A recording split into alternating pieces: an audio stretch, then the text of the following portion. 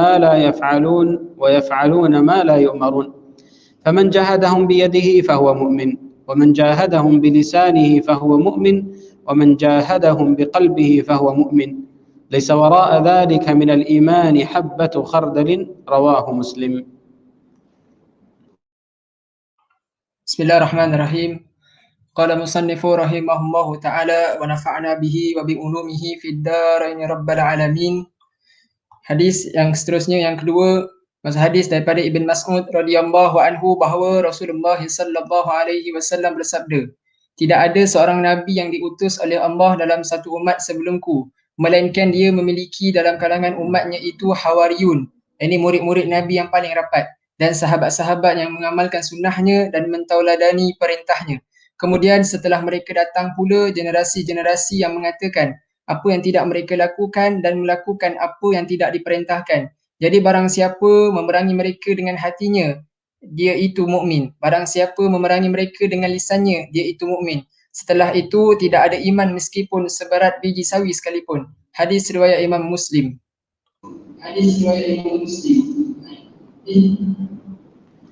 Okey, hadis yang di sini dia masih berkait dengan amar bil ma'ruf dan nahy 'anil munkar. Dan Al-Imam An-Nawawi dia nak bagi tahu kita sebenarnya di antara kita dan Rasulullah kita ada satu ahd atau boleh satu perjanjian di antara kita dan Rasulullah. Apa dia? Amar bil ma'ruf dan nahy 'anil munkar. Dan Allah Subhanahu wa taala dia namakan kita kuntum khaira ummah.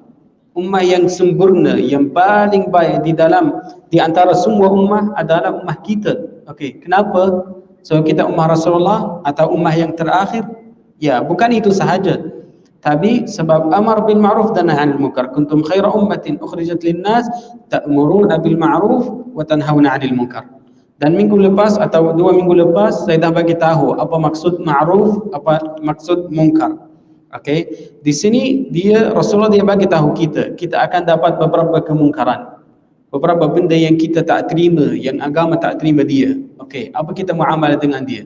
Yang pertama, kena tukar dengan tangan. Dengan tangan kalau kita ada kekuasaan. So boleh tukar dia. Okey, kekuasaan itu bukan orang yang dia ada jawatan dekat government. Tak. Kalau kita dekat rumah, kita ada kekuasaan. Kalau ayah boleh tukar semua kemungkaran di dalam rumah dia. Kalau ayah tak ada, maknanya boleh isteri dia. Boleh tukar. So, dengan tangan boleh, tak ada masalah. So, dia bukan dengan government atau dengan kerajaan, tapi boleh buat benda yang sama di dalam rumah. Okey. Dan Rasulullah dia kata fa illam yastati'. Kalau dia tak mampu untuk tukar dia, baru dia akan gerak ke yang kedua. Di sini ulama kita mereka akan bincang macam mana kita akan pergi daripada peringkat yang pertama ke peringkat yang kedua.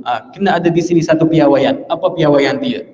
Dia kata piawaian dia di sini kalau masa yang dia nak tukar dengan tangan, dia tak jadi satu mungkar yang lebih besar atau yang lebih teruk pada yang mungkar yang ada. Contohnya kita nampak satu orang yang dia minum arak, tapi dalam masa yang sama dia tidak solat. So mana yang paling penting di sini? Kita akan suruh dia solat dulu, nanti untuk kemungkaran atau untuk dosa yang minum arak nanti kita boleh tukar. Mana yang lebih penting kita akan mula. Itu ni syarat yang kedua. So maknanya syarat yang pertama dia tak jadi atau terjadi satu kemungkaran yang lebih teruk, yang lagi teruk. Okey. Syarat yang kedua, orang yang dia nak tukar dia kena ada ilmu. Dia boleh membezakan di antara benda yang dia yang paling teruk yang benda yang boleh terima. Ya. So maknanya kena ada ilmu. Dua syarat sebenarnya. Kalau satu orang yang tidak ada ilmu, kita tak bagi dia untuk tukar mungkar itu. Dia kena kembali kepada satu orang yang alim, yang ada ilmu, tanya dia macam mana, baru boleh tukar. Ini syarat yang pertama. Syarat yang kedua, kalau dia tak jadi satu kemungkaran yang lebih teruk. Okey, dia akan boleh pergi ke mungkaran yang kedua dengan dengan lidah dia. Dia kata ittaqillah, jangan buat benda itu. Itu salah.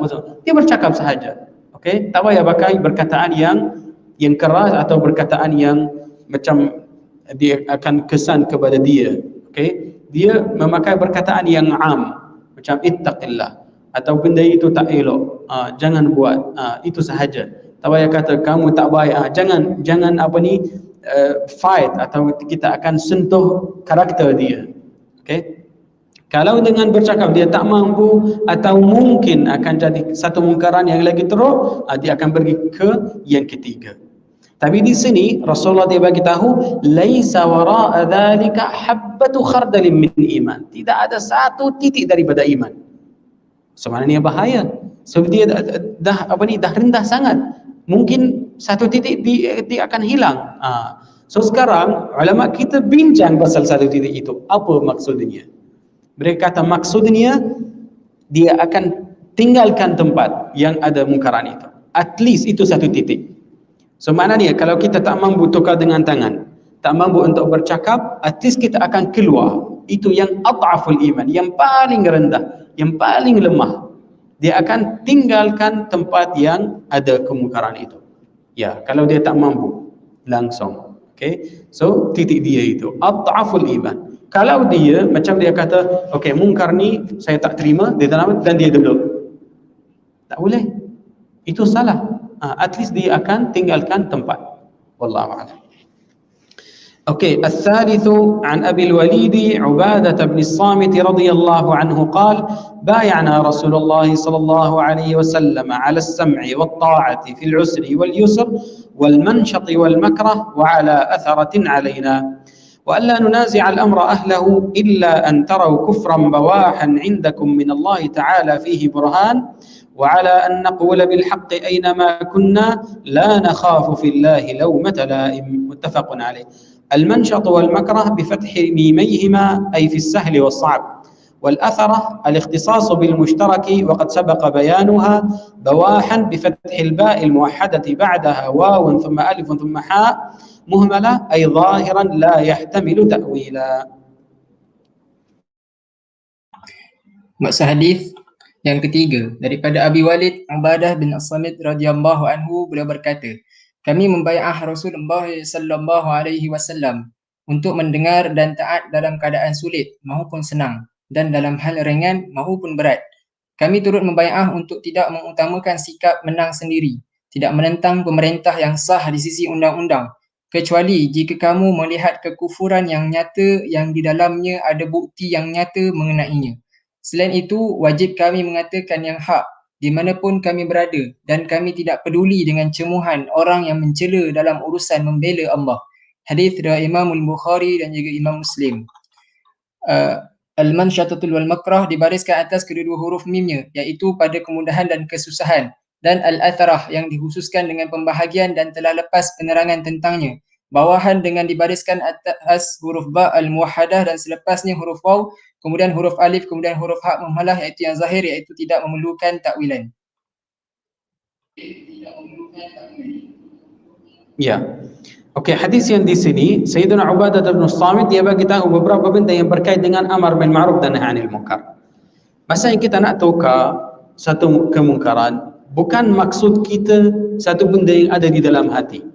Bukan yang kita suka. Bukan yang kita nak jadi macam satu orang yang famous. Sebab ada satu kaedah mereka kata khalif tu'raf. Kalau dia macam buat satu benda yang beza dengan semua orang yang lain, kita akan tahu orang yang dia buat benda itu. Dia jadi macam famous atau dia jadi macam satu orang yang jelas. Maksud kita dalam taat Allah Subhanahu Wa Taala, kita akan buat amar ma'ruf dan nahi anil munkar, tapi dalam masa yang sama ada as-sam'u wat ta'ah. Kita akan bagi taat kepada presiden atau kepada waliul amr, walaupun ya kita tak terima amalan dia, tapi dalam masa yang sama tak boleh jadi dari satu orang yang daripada al-khawarij, boleh fight mereka, boleh bunuh mereka apa semua, tak boleh. So maknanya maksud kita bukan yang nak jadi satu orang khawarij. Kita masih bagi as-sam'u wat ta'ah. Macam Sayyidina Abu Sa'id Al-Khudri.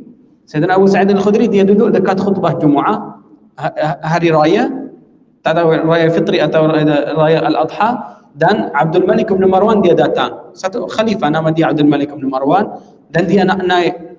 Okey, dia nak naik untuk khutbah sebelum apa? Sebelum solat. Dia nak buat macam solat Jumaat. Sayyidina Abu Sa'id Al-Khudri dia tangkap pakaian dia daripada bawah. Dia kata, ya Amiral Mu'minin. Tengok, dia panggil dia ya Amiral Mu'minin. Jangan. Dia kata, jangan buat. Dia kata, tapi orang ni, kalau mereka dah salat, mereka akan balik. Tak dengar kepada kita. Tak dengar kepada Al-Khalifah. Dan dia kata, itu tujuan kamu. Tapi di dalam agama itu salah. Tak boleh buat. Dan dia kata, tinggalkan saya. Walaupun dia sahabat. Dan Abdul Malik bin Marwan, dia daripada tabi'in. Dia tak jumpa Rasulullah. Okay? Lepas tu dia tinggalkan Rasulullah, tinggalkan Sayyidina Abu Sa'id Al-Khudri dan dia naik buat khutbah. Okay, apa buat Sayyidina Abu Sa'id Al-Khudri? Dia tak keluar daripada masjid. Okay, masih bagi as-sam' wa ta'ah kepada Abdul Malik bin Marwan walaupun dia buat satu salah yang jelas. Tapi Sayyidina Abu Sa'id Al-Khudri dia nak tengok mana itu mungkar, betul? Tapi macam mana kalau dia keluar, semua mereka akan ikut Abu Sa'id Al-Khudri. So akan jadi satu firqah yang mereka buat macam Al-Khawarij, tak ikut taat Al-Khalifah. Dan Sayyidina Abu Sa'id Al-Khudri dia tak nak jadi khalifah. Ya, so lepas tu dia duduk sampai dia habis. Lepas dia habis khutbah, dia buat solat. Sayyidina Abu Sa'id Al-Khudri dia solat dengan Abdul Malik bin Marwan. Okey, ya. Tapi yang selepas habis solat Idul Fitri, mereka datang. Benda ni betul? Dia kata tak, salah. Tengok macam mana cara dia. Masa mereka tanya dia, bagi tahu sebenarnya ini salah. Bukan. Kalau dengan zaman Rasulullah, solat dulu, lepas solat ada khutbatul Jumaat, khutbatul Al-Eid. So tengok macam mana kita boleh ikut. As-sam'u wa ta'ah ni asal dia. Kita nak buat amar ma'ruf bukan untuk diri sendiri, bukan untuk jadi famous, bukan untuk asabiyah, bukan. Kita nak bagi tahu agama. Allah akan menangkan agama dia. Allah akan tolong agama dia. Allah akan perlindungan agama dia. Bukan yang kita sebab sahaja.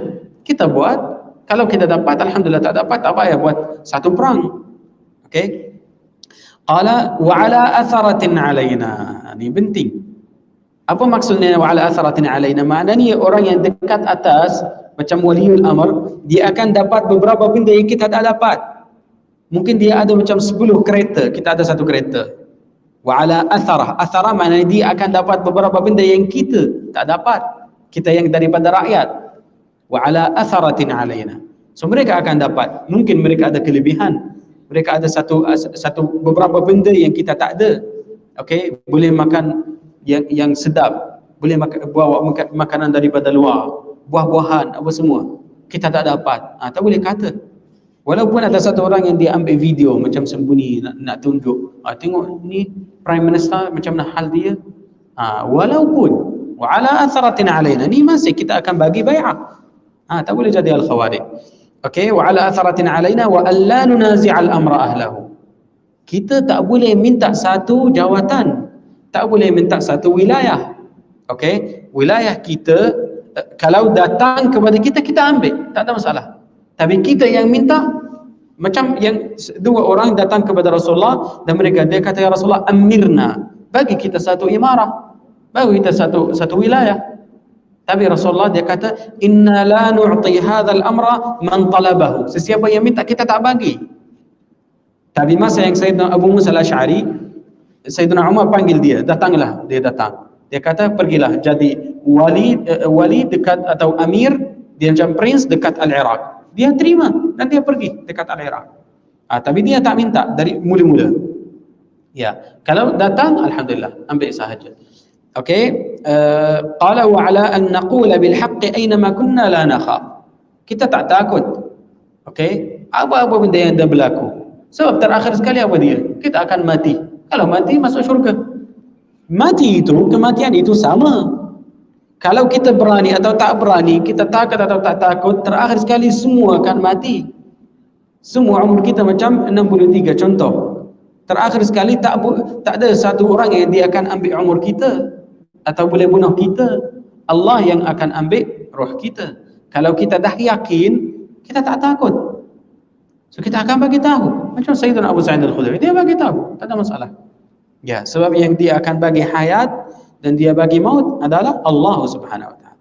Okey, dekat riwayat yang di sini Sayyidina Ubadah bin Samit di sini dia sampai sini, la nakhafu fillahi lawmata la'im. Tapi kalau kita tengok riwayat yang lain, ada satu tambahan. Sayyidina Ubadah bin Samit dia kata, wa alla nas'alan nasa syai'a. Kita tak minta apa-apa daripada manusia. Dia bagi bai'ah kepada Rasulullah. So Sayyidina Ubadah bin Samit, umur dia dah sampai 80 tahun. Umur dia macam tua sangat. Dan dia naik kuda.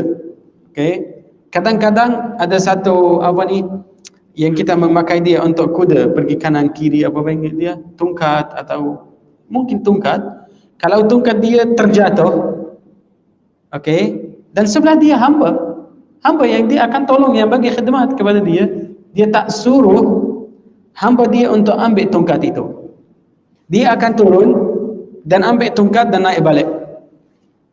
So semua orang yang di antara dia kata, ya sahib Rasulullah, ni sahabat Rasulullah, lau amartana, kalau suruh kita akan bagi. Dia kata, tak, bay'ana Rasulullah SAW ala alla nas'ala an-nasa syai'a. Kita dah bagi bay'ah kepada Rasulullah, tak minta apa-apa daripada manusia.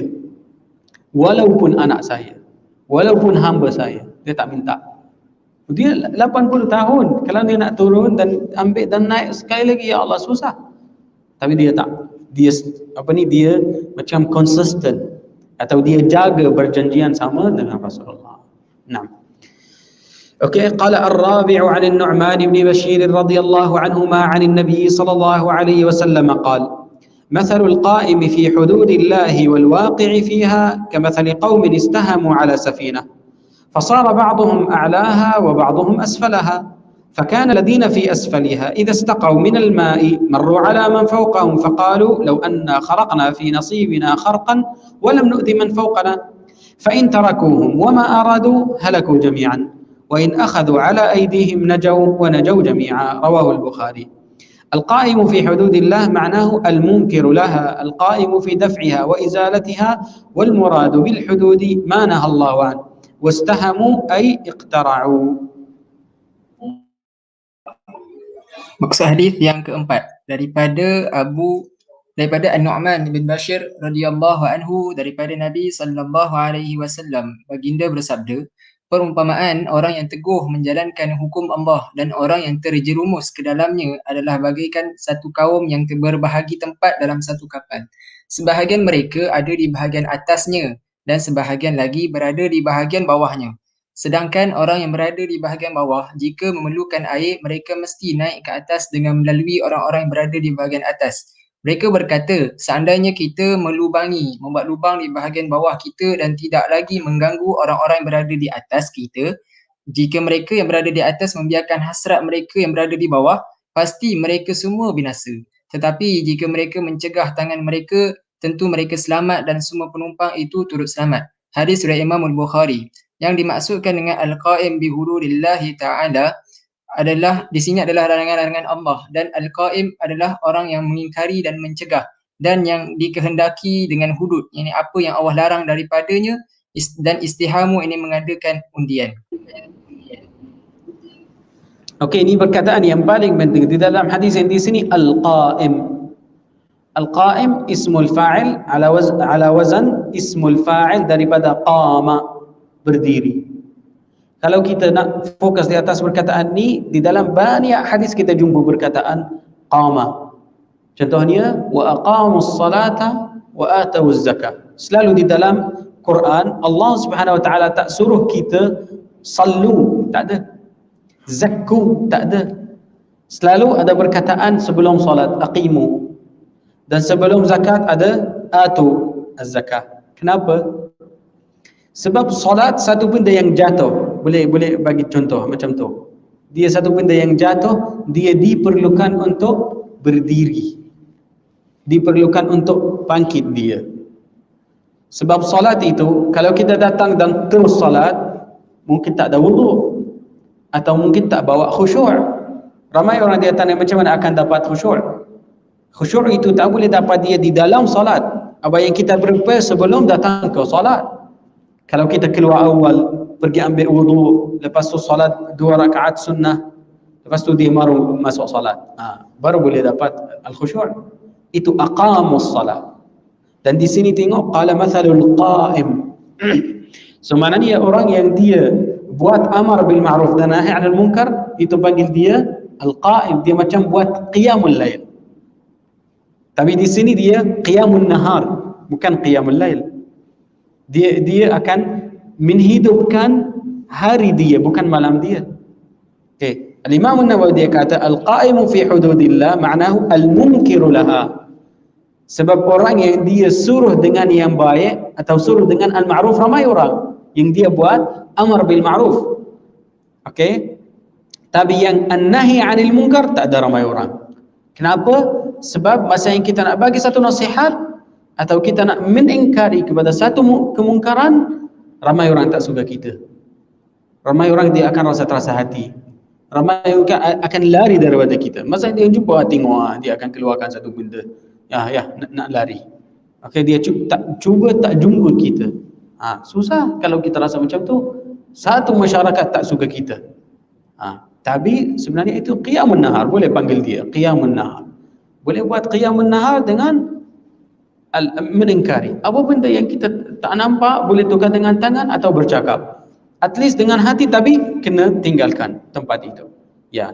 Qala mathalul qawmi fi hududillah waqa' fi kamathali qaum. Tengok Rasulullah dia bagi satu contoh. Yang di dalam satu kapal ada dua tingkat, dekat atas dan dekat bawah. Tengok apa ijtihad orang yang dekat bawah, dia nak buka satu tubuk dan dia keluarkan air daripada laut. Tak payah pergi dan ambil daripada laut daripada. So itu fahaman mereka. Dia kata kalau jaga, semua akan jaga. Ini macam satu contoh, satu kampung mereka dapat satu tetamu atau beberapa tetamu, okey. Mereka datang dekat malam. Ketua kampung itu dia bagi tahu semua ahli kampung, okey, ini orang kesian dia baru datang, tak ada apa-apa makanan, boleh bagi mereka. So sesiapa yang dia ada, biasanya kampung mereka ada macam lembu, ada kambing, ada banyak susu. Dia kata tak apa, bagi mereka susu, mereka boleh minum.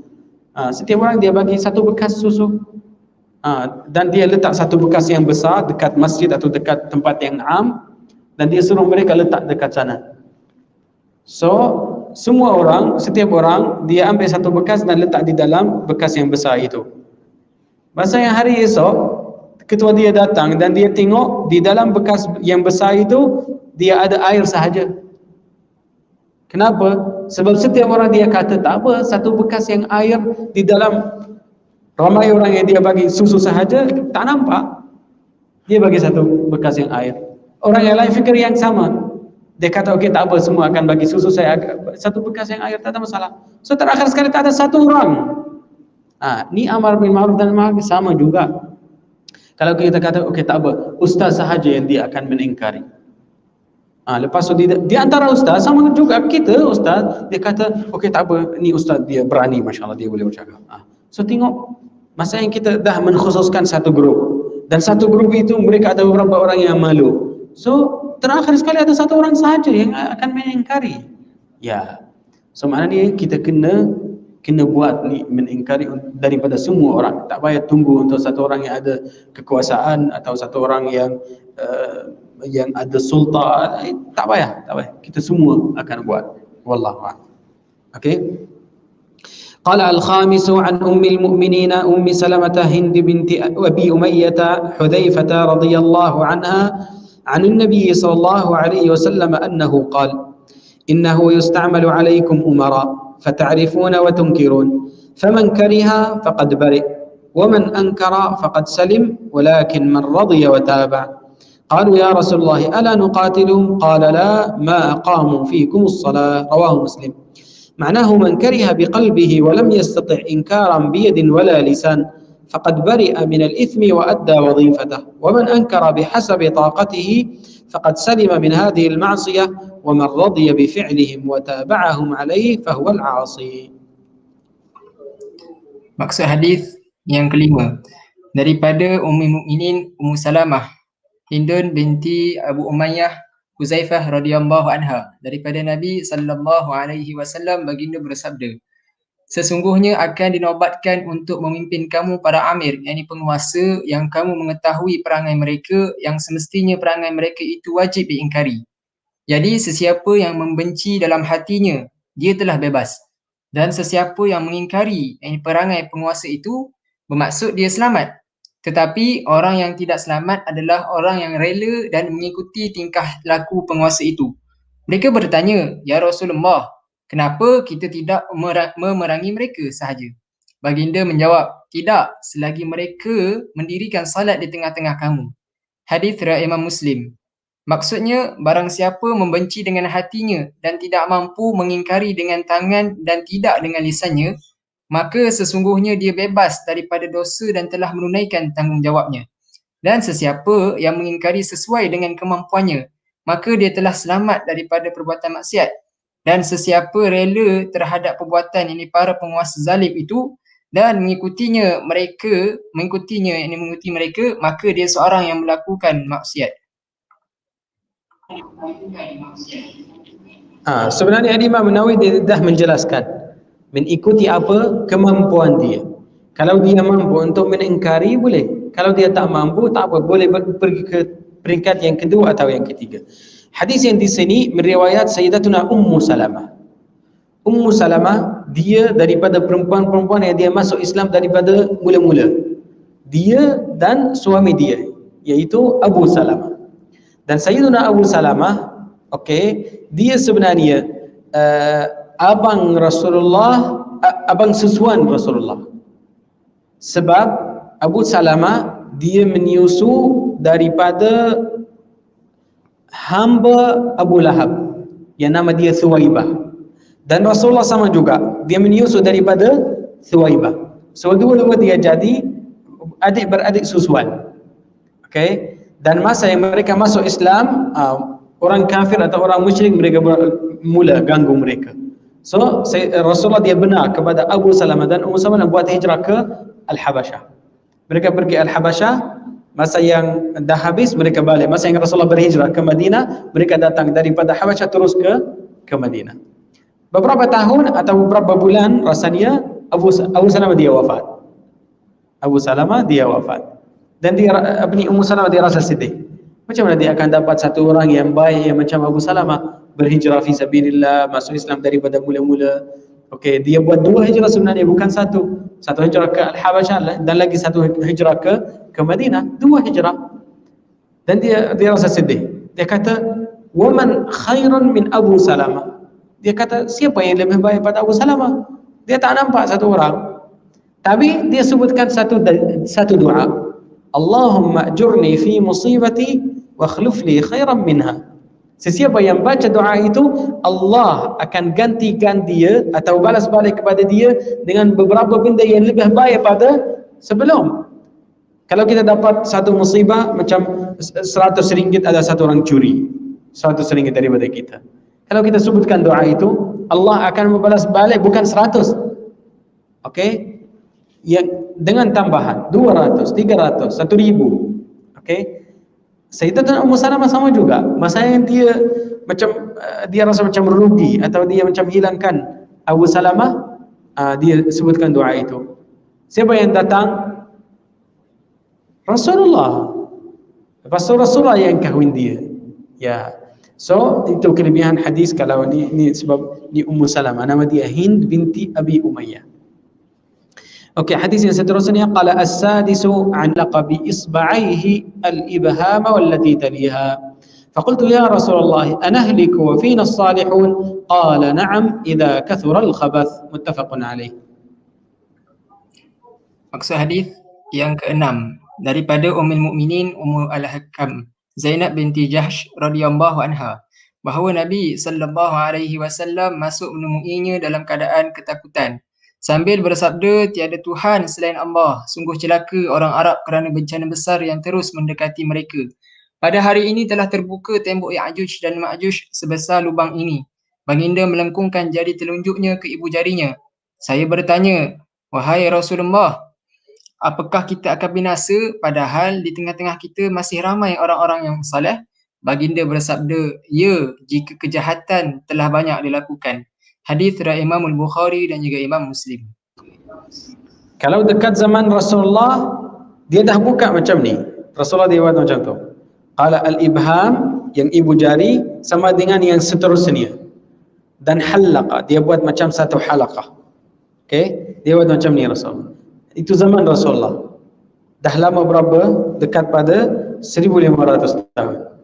So sekarang berapa? Allahu a'lam. Okey, daripada Ya'juj wa Ma'juj. Ya. So hadis yang di sini Rasulullah dia nak bagi tahu, atau Imam Nawawi dia bawa hadis ni untuk jumlah yang dekat terakhir. Qala anahliku wa fina as-salihun. Kita akan dapat satu azab walaupun kita ada beberapa orang yang saleh. Dia kata ya idza kathura al-khabath. Kalau orang yang buruk, orang yang tak baik lebih banyak. Okey, pada orang yang saleh mana dia semua. Allah Subhanahu wa taala akan bagi azab untuk semua. Okey, falaula kana min al-quruni ulu baqiyatin yanhauna 'anil fasad fil ard. Ya, kalau orang saleh itu yang dia duduk diri sendiri, buat ibadah untuk diri sendiri, tak buat amar bil ma'ruf dan nahi 'anil munkar, Allah akan bagi azab untuk semua. Tapi kalau ada orang yang saleh walaupun sikit, tapi orang-orang saleh itu dia buat amar bil ma'ruf dan nahi 'anil munkar, Allah akan jaga mereka.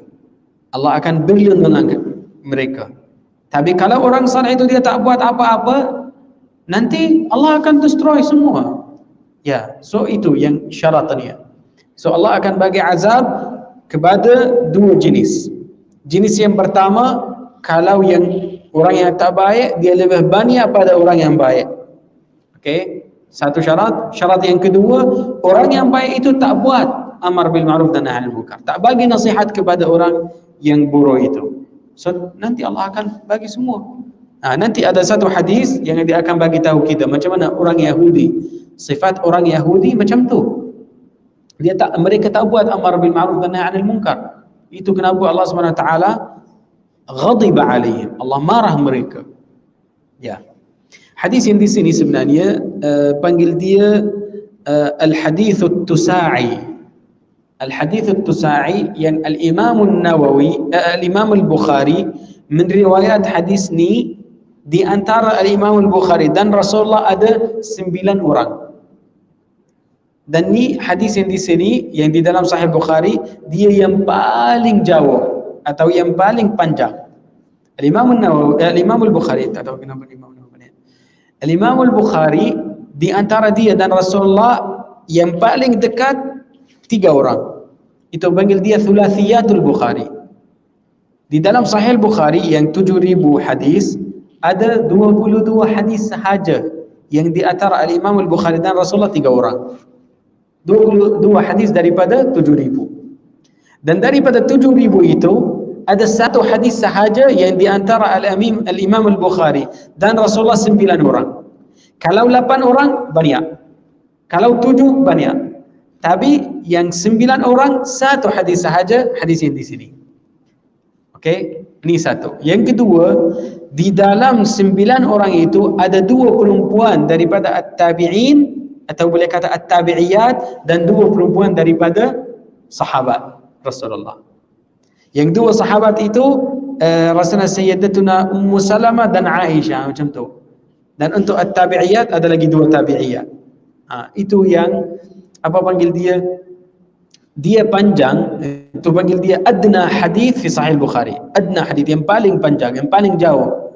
Kenapa? Sebab mungkin ada 2 orang di dalam masa yang sama di dalam satu bandar meriwayat hadis itu.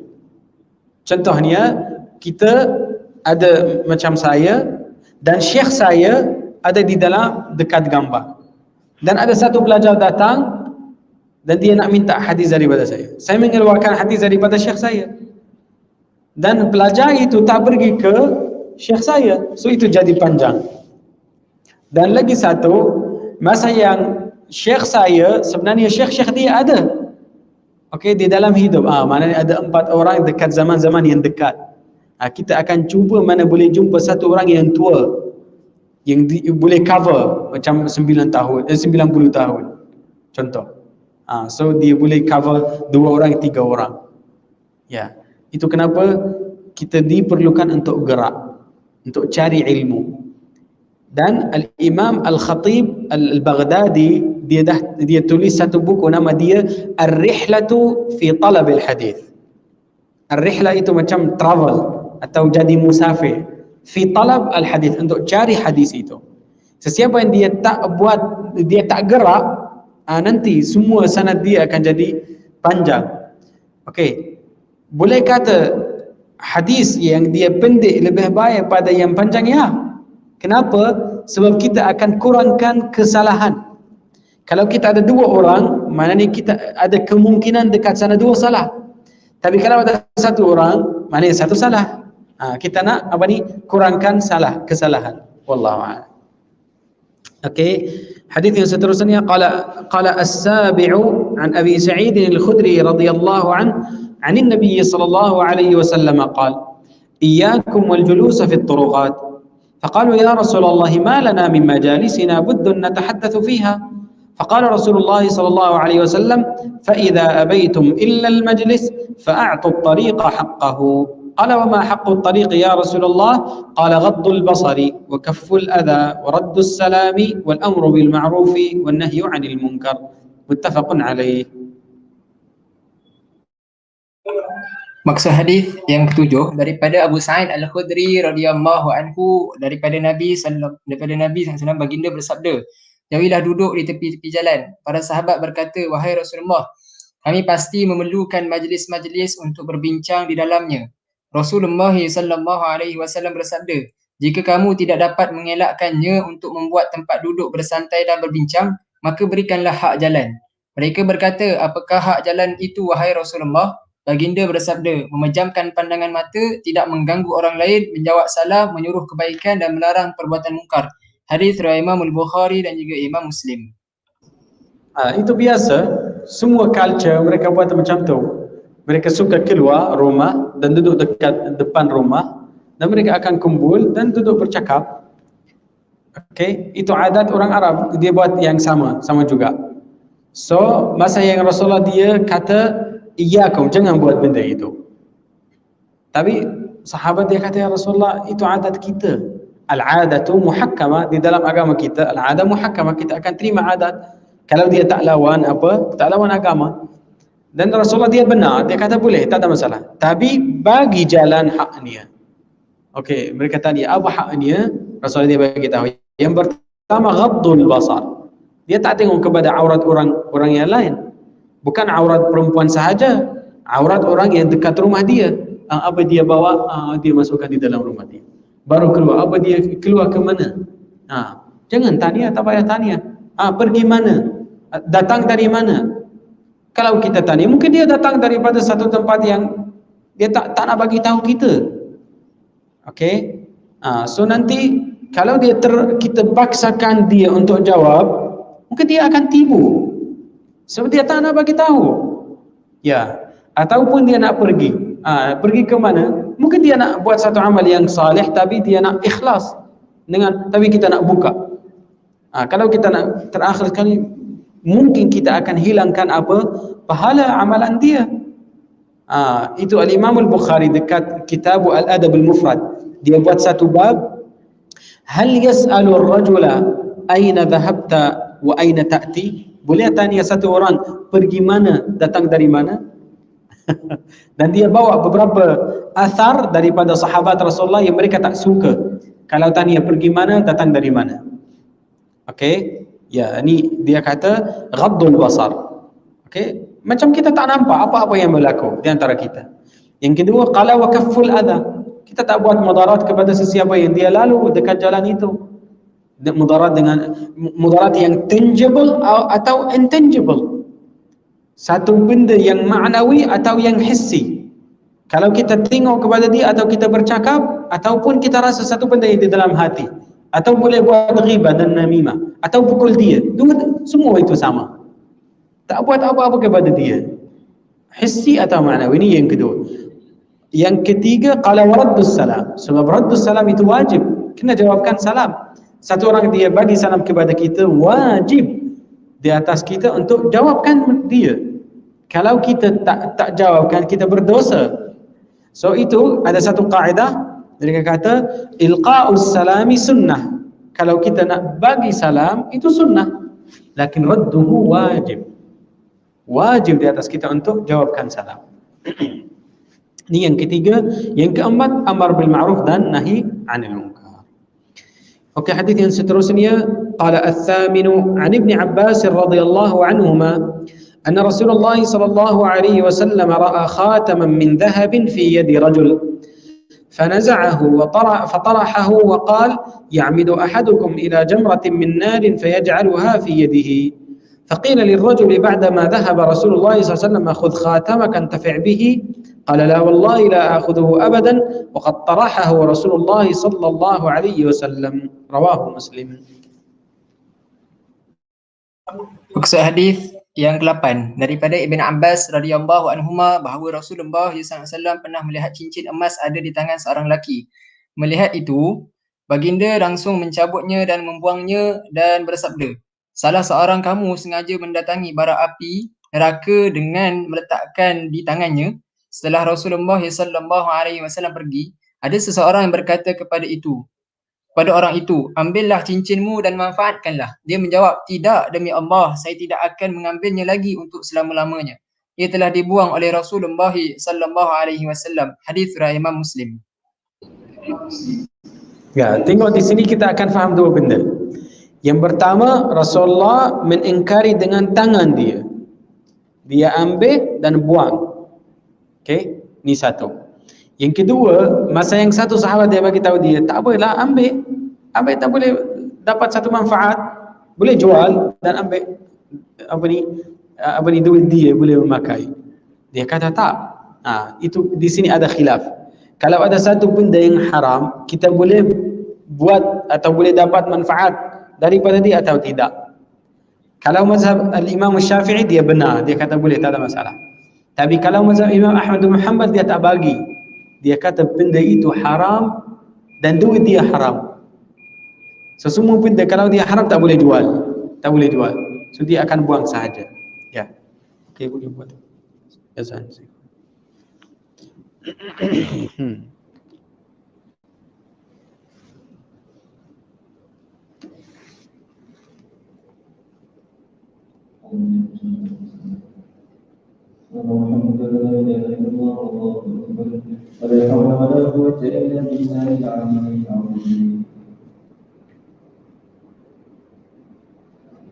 Allahu Akbar,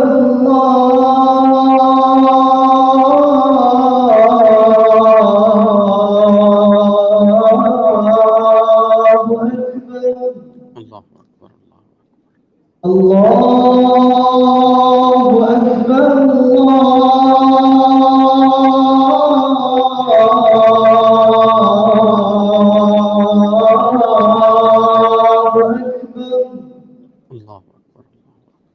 Ashhadu an la ilaha illallah.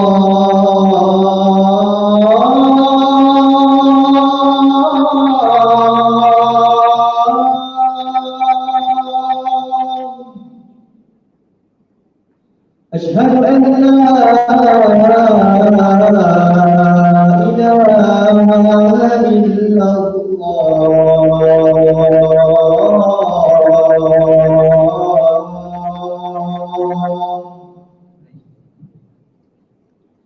Ashhadu anna Muhammadar Rasulullah.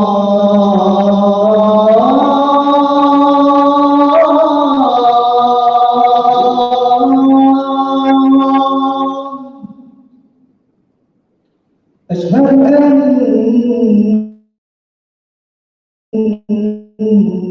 Muhammadar Rasulullah.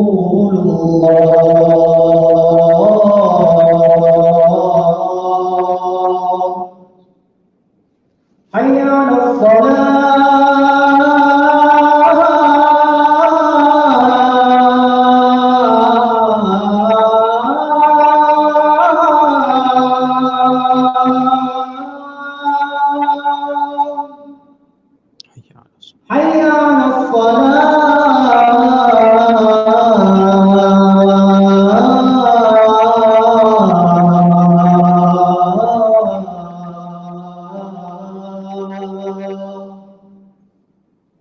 Hayya 'alal falah.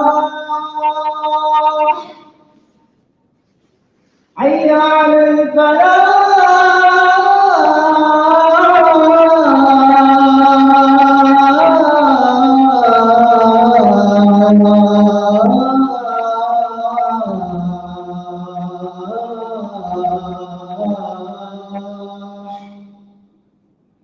Allahu Akbar.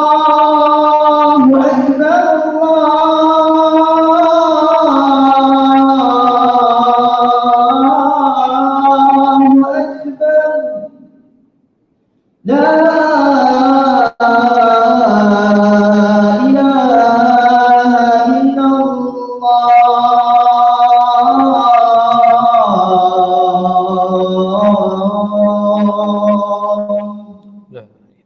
Allahumma rabb hadhihi ad-da'wati at-tammah was-salati al-qa'imah. Kita akan sambung sebab talabul ilmi, cari ilmu lebih baik pada semua ibadat lain pada solat fardu. Kalau kita ada solat sunat dan cari ilmu, mana yang lebih baik atau yang ada value atau nilai kalau cari ilmu.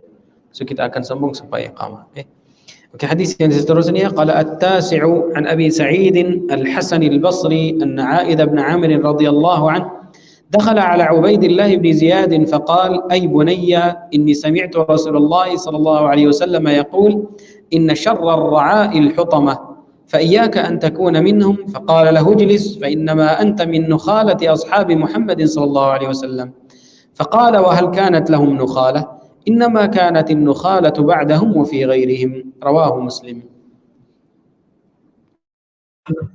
Maksud hadis yang ke-9 daripada Abu Sa'id Al-Hasan Al-Basri bahawa A'is bin Amr radhiyallahu anhu dah masuk ke rumah Ubaidillah bin Ziyad dan berkata, wahai anakku, yang sesungguhnya aku pernah mendengar Rasulullah sallallahu alaihi wasallam bersabda, sesungguhnya sejahat-jahat pemimpin yang pemerintah ialah pemimpin yang kejam terhadap rakyatnya.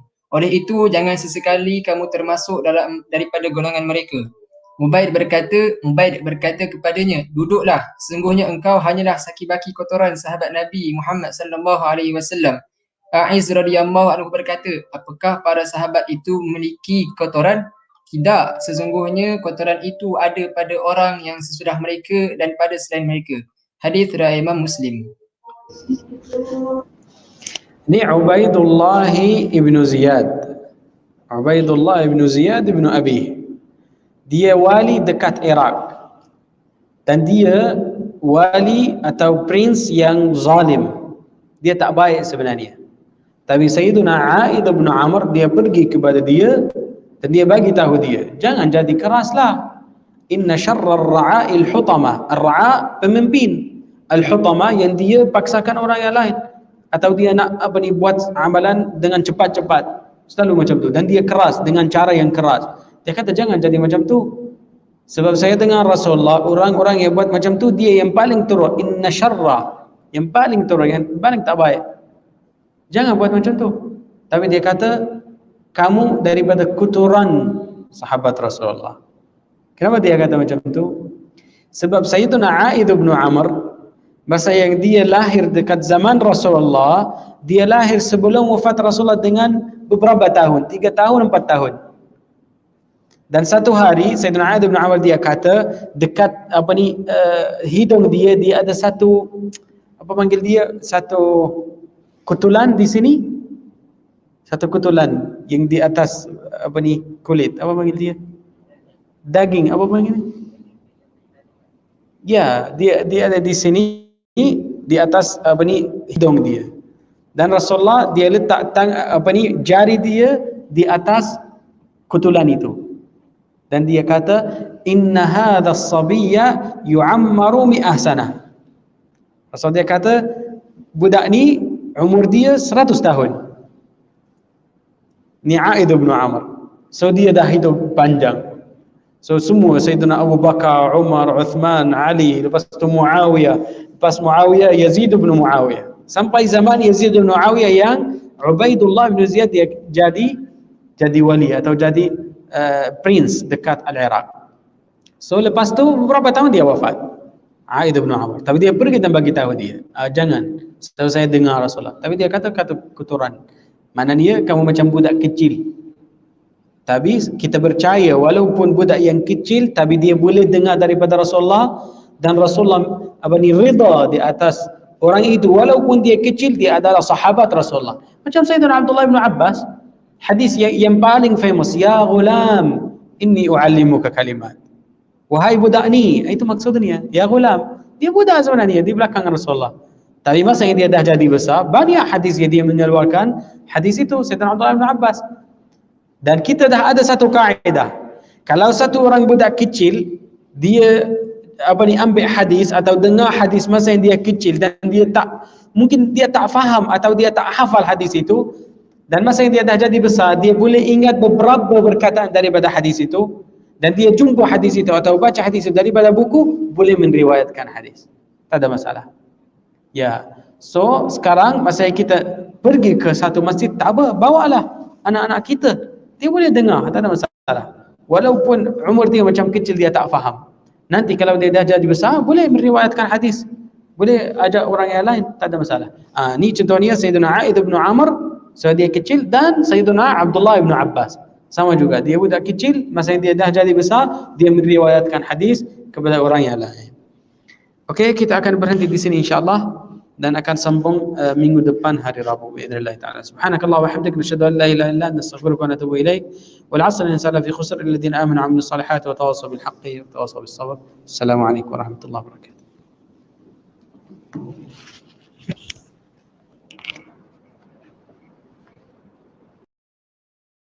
Saya minta kepada para hadirin isi attendance di bahagian komen dan juga untuk